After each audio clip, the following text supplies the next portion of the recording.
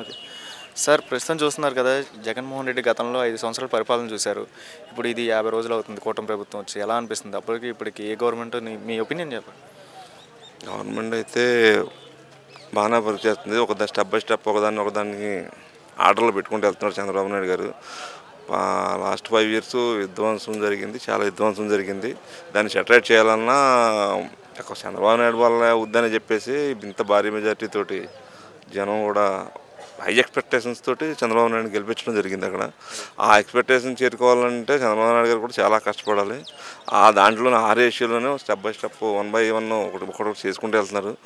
సాటిస్ఫాక్షన్గానే present అయితే సాటిస్ఫాక్షన్గానే నడుస్తుంది government కూడాను.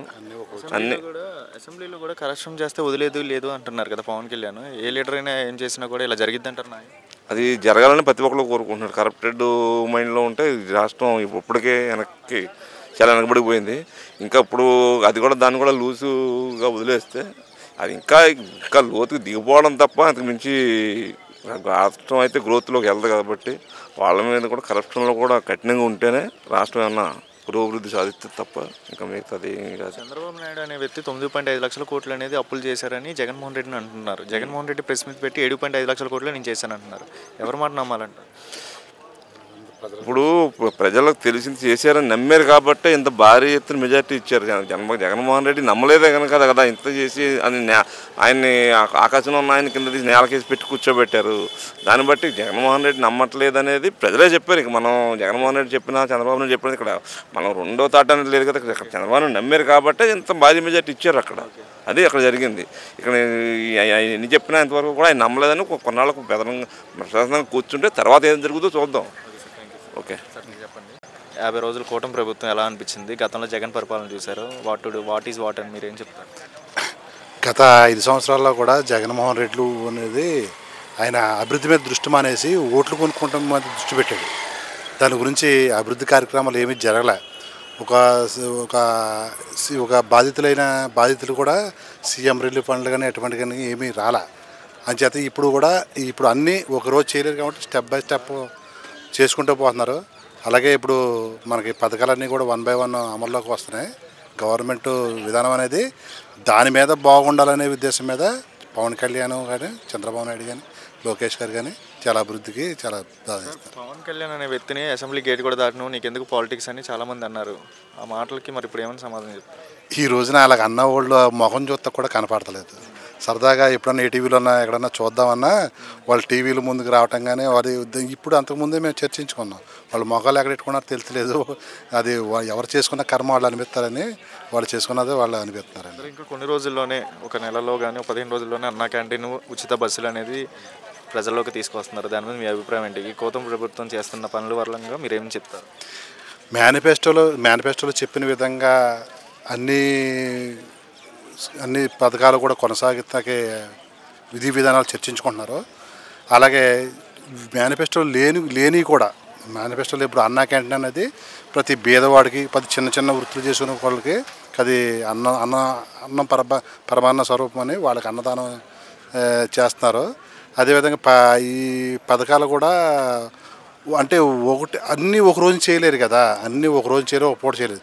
దానికి ఒక్కొక్కటి రన్నింగ్లో ఉన్నాయి. లోకేష్ బాబు గారు దాని గురించి ప్రత్యేకంగా శ్రద్ధ తీసుకుని ఆ పథకాలను ఎలా కొనసాగించాలనేది, ఎలా చేయాలనేది చర్చించుకుని అందరికీ ఆమోదయోగ్యంగా పథకాలన్నీ సాగిస్తారు. థ్యాంక్ యూ అండి. ఇప్పుడు చూస్తున్నట్లయితే గత ప్రభుత్వం జగన్మోహన్ రెడ్డి పరిపాలన చూశారు. ఆయనేమో 9.5 లక్షల కోట్లు అప్పు చేశారని చంద్రబాబు నాయుడు అంటున్నాడు. ఈయన జగన్మోహన్ రెడ్డి ప్రెస్ మీట్ పెట్టి 7.5 లక్షల కోట్లే నేను చేశాను అంటున్నారు. ఎవరి మాట నమ్మాలంటారు? ఎవరి మాట నమ్మశక్యంగా ఉందండి?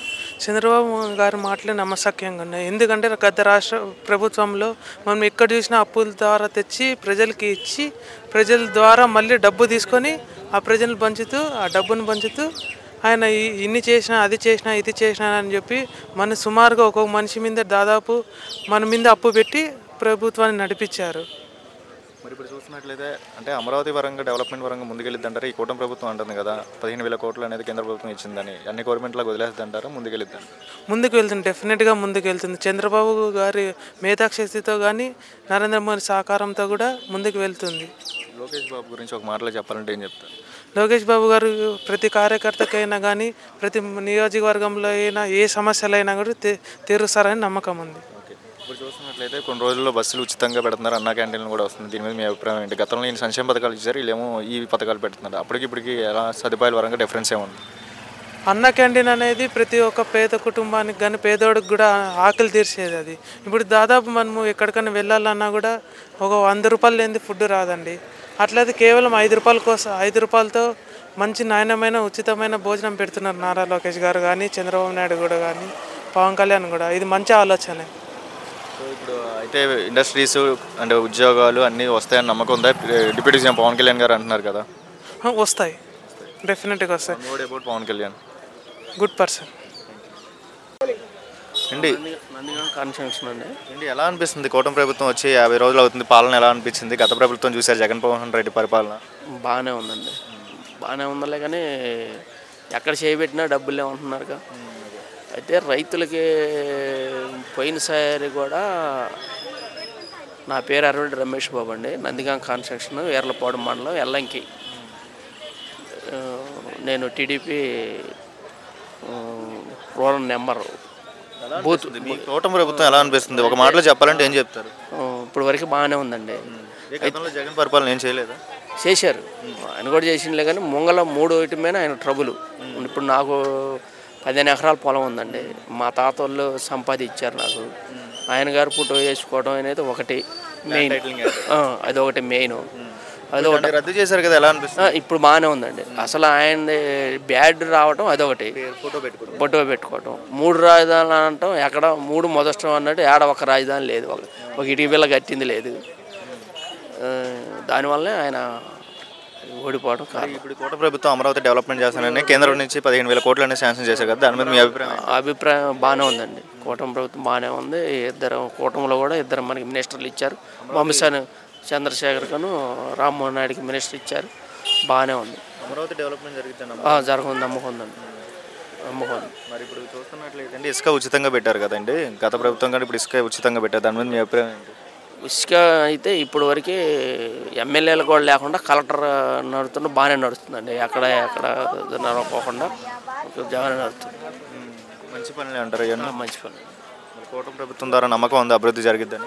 నమ్మకం ఉందండి. రైతులకి న్యాయం జరిగిద్దని నమ్మకం? రైతులు ఇంతవరకు అయితే రైతులకు డబ్బులు వేయలేదండి. నమ్మకం ఉందా? మరి వేస్తారని నమ్మకం ఉంది. థ్యాంక్స్ అండి.